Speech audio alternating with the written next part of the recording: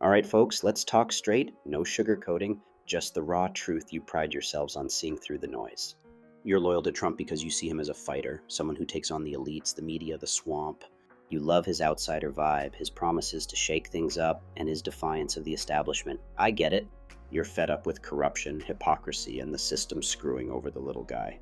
But let's hit pause and look at something that should make your stomach turn, something that aligns with your values of protecting the vulnerable and seeking justice. There's a 70% chance, way higher than a coin flip, that Trump was neck deep in Jeffrey Epstein's sick world, and that's a problem you can't ignore. Think about it like this. If a doctor told you there's a 70% chance a lump is cancer, you'd cut it out, no hesitation.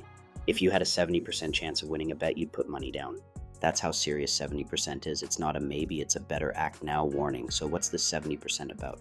It's the likelihood, based on hard evidence and gut check reasoning, that Trump was more than just pals with Epstein, a convicted sex offender who ran a child trafficking ring. We're talking flight logs showing Trump on Epstein's plane multiple times in the 90s, his own words praising Epstein's taste for younger women, and allegations, like Katie Johnson's claim of assault at 13, that fit a pattern too dark to dismiss.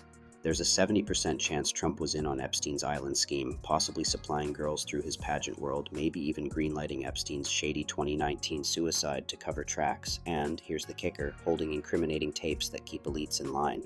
Hell, there's a solid chance he's on those tapes himself. Now, I know what you're thinking. The media lies, the left's out to get him, it's all fake news. But hold up, this isn't CNN or some blue check X account spinning tales. This is flight logs, court documents, survivor testimony from Virginia Giuffre about Epstein's island being wired for blackmail. It's Trump's own DOJ under his buddy Barr overseeing Epstein's death when cameras failed and guards slept.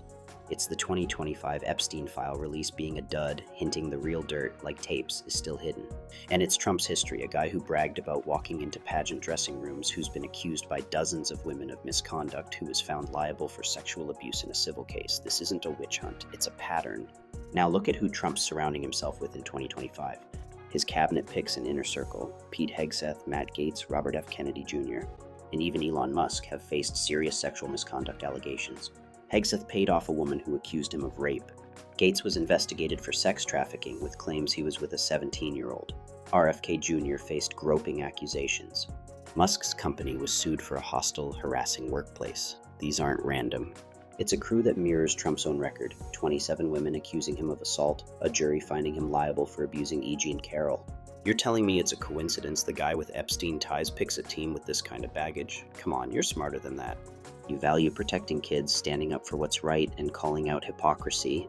So why back a guy who's 70% likely to be tied to a child trafficking ring, who surrounds himself with accused predators?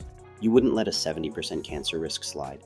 You wouldn't bet against a 70% win. Don't ignore this either.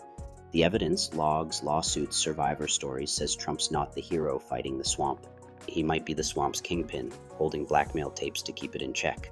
His own words, his own picks, his own history scream it. You're not sheep, you question narratives. So question this one, why is Trump dodging the full Epstein file release he promised? Why is his team full of guys with allegations like his own? If he's clean, why is the 2025 release just old news, no tapes, no client list? You know the answer in your gut. A 70% chance he's dirty isn't a maybe, it's a call to walk away. Support someone who fights for your values without this sick cloud hanging over them. You deserve better than a guy who's probably laughing, knowing he's got the dirt and the power. Drop the loyalty, demand the truth. If you don't, you are complicit.